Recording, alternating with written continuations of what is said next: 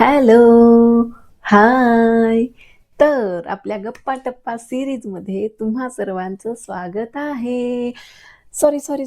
सगळ्यात पहिले तर खूप सारं सॉरी, कारण की ही सीरीज चालू झाल्याच्या नंतर मला काही जास्त वेळ मिळाला नाही आणि आपला संवाद होऊ शकला नाहीये. तर इथून पुढे असं होणार नाही. येस, तर आपल्या गप्पा टप्पाच्या पहिल्या गोष्टीमध्ये तुम्ही बघितलेत की आपण काय करतो.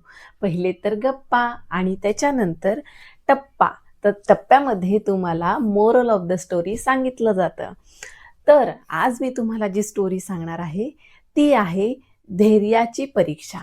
येस, तसं तर डेस्टिनी प्रत्येकाची धैर्याची परीक्षा ही घेतच असते. प्रत्येकाचं धैर्य ही वेळोवेळी ती चेक करतच असते. तर येस, अशाच धैर्याची एक मी परीक्षा तुम्हाला सांगणार आहे आणि त्यातच आपण थोड्याशा गप्पाही मारणार आहोत. चला तर मग आपल्या स्टोरीला स्टार्ट करूया. तर एक फार वर्षापूर्वीची गोष्ट आहे. एक राजा असतो. तो राजा आपल्या शहरातून बाहेर फिरण्यासाठी पडतो. गावामध्ये काय चालू आहे, काय नाही हे बघण्यासाठी.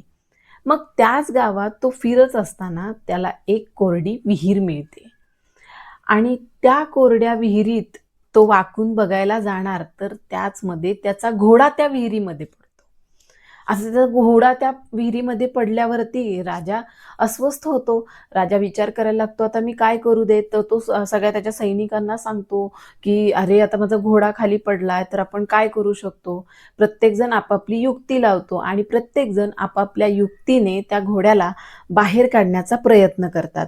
तोपर्यंत घोडा विहिरीत पडल्यामुळे घोड्याला सुद्धा मार लागलेला असतो आणि त्यामुळे त्याला झालेल्या त्या जखमांमुळे तो त्या विहिरीमधून आवाज करत असतो. पण काही वेळ लोटल्यानंतर सर्वांचे प्रयत्न थकून जातात आणि विहिरीतनं आवाज येणंही बंद होतं. मग मग राजाला असं वाटतं, की आता काहीच होऊ शकत नाही. येस, अशीच गोष्ट आपल्यासुद्धा आयुष्यात येते. आपण खूप प्रयत्न करतो एखादी गोष्ट मिळवण्यासाठी, खूप शर्थीचे प्रयत्न करतो आणि तरीही ती गोष्ट मिळत नाही आणि मग आपण हतबल होतो आणि मग विचार करतो, की जाऊ देत, ही गोष्ट कदाचित माझ्यासाठी नसावी आणि म्हणून आपण ती सोडून देतो. येस, राजाचंही तेच झालं. मग राजाने काय विचार केला, नाही आता माझा घोडा तर बाहेर येणार नाहीये, तर मी काय करतो, आता ती विहीर पुरून टाकतो. त्या विहिरीला बुजवलं तर पुन्हा ह्यात कोणता घोडा पडणार नाही किंवा पुढची कुठलीही हानी होणार नाही किंवा माझा जो घोडा पडलाय त्यालाही शांतता मिळेल. असा विचार करतो आणि मग तो त्याच्या सगळ्या सैनिकांना सांगतो, की ह्या विहिरीमध्ये माती टाकायला सुरुवात करा. ही विहीर आपल्याला बुजवायची आहे. असं म्हटल्यानंतर ते सर्व शिपाई माती त्या विहिरीमध्ये टाकायला सुरुवात करतात. त्यातलीच माती त्या घोड्याच्याही पाठीवरती पडते. पण घोड्याला तर बाहेर यायचं असतं.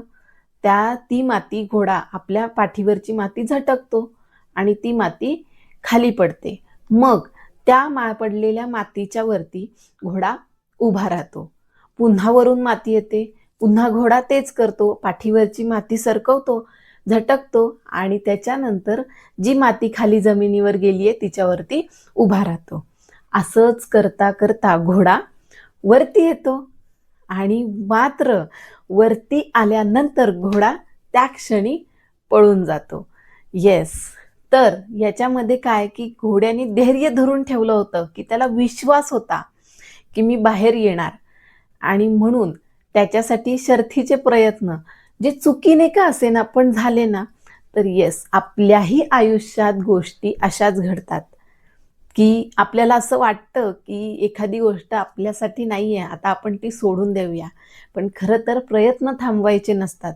कारण प्रयत्न थांबले तर जिंकण्याची संधी कमी होते आणि तेच प्रयत्न जर का तुम्ही करत राहिलात, तर कदाचित उद्या यश हे तुमचं असू शकतं. येस. सो टप्पा, मोरल ऑफ द स्टोरी हेच आहे, की कुठल्याही संकटात डगमगून न जाता शांतपणे त्या स्थितीचा व्यवस्थित विचार करून त्यावर जर का तुम्ही उत्तर शोधण्याचा प्रयत्न केलात, तर ते उत्तर तुम्हाला नक्की मिळेल. पण काही वेळेला काही गोष्टी ह्या वेळेवरती सुद्धा डिपेंड्स असतात. तर त्या गोष्टी वेळेवरती सोडून द्याव्या. जसं घोडा काही वेळानंतर वरती आला, कोण जाणे आपलंही काम काही वेळानंतर होईल. तर कशी वाटली ही आजची स्टोरी? हे मला कमेंटमध्ये नक्की कळवा. भेटू आपण नेक्स्ट पार्टमध्ये. तोपर्यंत बाय.